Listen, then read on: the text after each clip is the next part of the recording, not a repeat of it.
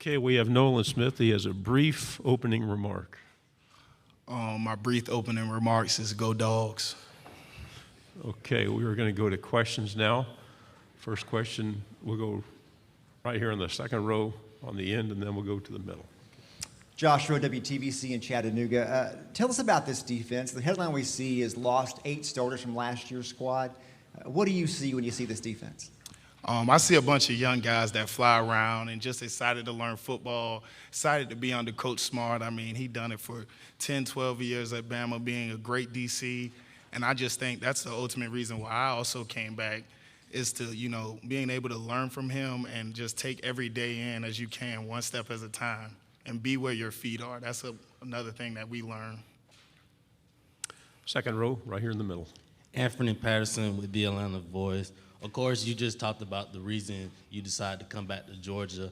How much of a role, you talked about, I think, your mother and Kirby. What other factors played into coming back, and what are you most excited about this season to work on? It's my last year, and a lot of people, say what I'm most excited about. I'm most excited about just being able to work out. Those summer workouts that we get, I know a lot of friends now, they got to go to facilities and pay to work out, and I just get to work out for free, and I'm excited. I got 6 more months, and I get emotional thinking about it just because I'm a senior, and I played 4 years at Georgia, and I love this university.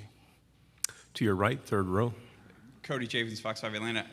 Did they just give you a whistle at this point? You become Coach Nolan, and how do you bring it every day and get these guys up even days when you don't want to bring it? I just say I love the game, and I just love being a student of the game and learning under Coach Smart. I mean, he has numerous first-round picks, and not even talking about the ones that he just had at Georgia. Just being able to learn under him, Coach Muschamp, Coach Schumann. I've done it for 3 years, and this is my last year, so I'm going to try to make the most of it. And no, they don't hand me no whistle. I work every day, and I try to lead by example. We'll stay on the right side, third row.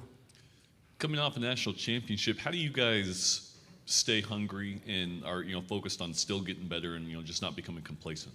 Humility, and I just think that's one of the big things that we took last year in the movement step forward was connect with your brother and be humble. Don't have no egos, and that's another thing.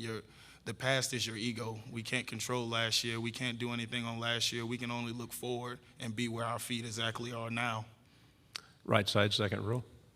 Hey, man, Ben Bobick, Local 3 in Chattanooga. Ladd McConkey seems to be the definition of a bulldog, man. How does he push this team, your defense in particular, and have you seen him grown into a leader on this football team? He pushed our defenses, and I wouldn't even say our defense. I'd say push our secondary every day in, day out, summer 7-on-7s. Him and A.D. Mitchell are flying. I was just telling someone earlier, they're running 22 miles an hour just jogging.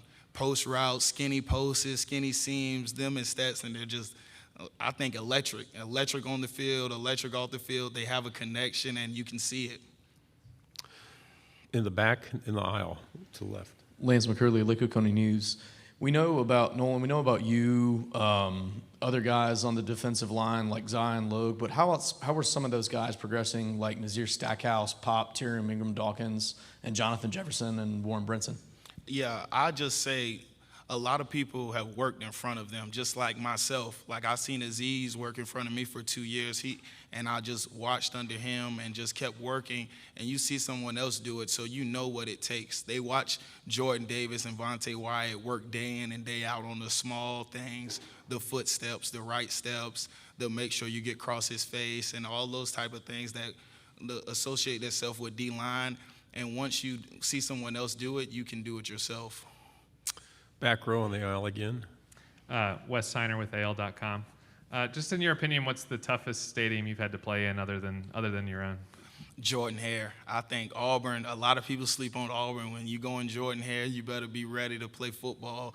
And I just remember my freshman year going into Jordan-Hare, and it was a tight game, and Trayvon Walker got that last sack. I still get goosebumps thinking about that. Back row again on the right. Maria Martin, 11 Alive here in Atlanta. Earlier when Cedric was telling us that the person that gets Kirby Smart to laugh the most is you, I didn't get to ask you how you do that, so how do you? you know, you got to joke back and forth with Coach Smart, and he's serious the whole time, but the way you get him to laugh is in practice. You know, defense make a good play, and he's usually always hard on us. I tell people, like, we're the oldest brother. Like, he expects more from us, and when we have a couple good plays in a row, I start joking with him, and he'll start smiling and stuff, and people just see it on the field. But I just practice. You know, practice is hard, but practice is also fun. That's one thing that I try to encourage people. Like, we know practice is hard, but how about we make it fun as well? We'll go to the left on the back row and then pass the microphone to your left. Dan Peck, ESPN 1067 in Auburn. You mentioned Jordan-Hare as one of your favorite places to play on the road in the SEC. You have a chance to finish your college career without losing to Auburn if you guys can win this next one. What would that mean to go your entire career without losing an installment of the Deep South's oldest rivalry? Like I'm telling you, I'm being where my feet are now. We're aware about Auburn, and when we get to Auburn, but we know they always have a good team. They always put up a good fight, and they're always well coached and always ready to play, and especially in Jordan-Hare. Stay on the back row to your. Hey, Nolan, Georgia Chambers, WFF in Huntsville. So some of the guys were talking about the biggest difference between last season and the other seasons in the past was the buy-in. Is there anything in particular that you credit this to?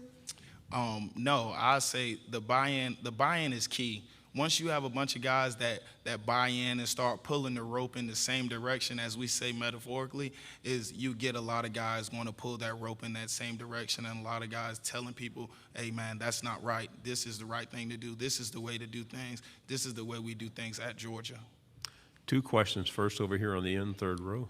Hey, Nolan, Rex Castillo out of WRBL in Columbus, Georgia. So a lot of questions were about the quarterback position last season. I know it was a pretty serious battle, but what Stetson did, it seems like it's clearly his team. What has he done this time around to take his game to the next level? I think from being a more vocal leader, a more him demanding from offense and defense, because we know in the game that sometimes offense down, we pick them up, and sometimes we down, they pick us up. And I just say that he demands as a leadership role. You can tell when 7-on-7, he's telling us, hey, y'all had a bad day, or we did this better, or we can do better. So I think Stetson is being more vocal and taking on his leadership role, and people see him as a quarterback. Final question, back row on the aisle.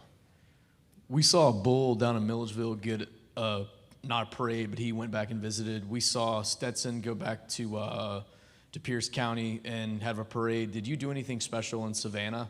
Oh, yeah, I did a kids camp. I had about 250 kids come out.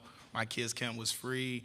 I passed out about 300 book bags and hot dogs and hamburgers, because, you know, sometimes most people don't know during the summer when your mom and stuff is at work, you got to fend for yourself on food. And I just took a big thing in making my community better and just being that vocal point in the community and trying to turn it around, to tell kids it's more than life than TikTok and doing all this stuff indoors, or even the kids that are outdoors shooting guns and stuff. I just want us to be better. Nolan, thank you very much. Thank you.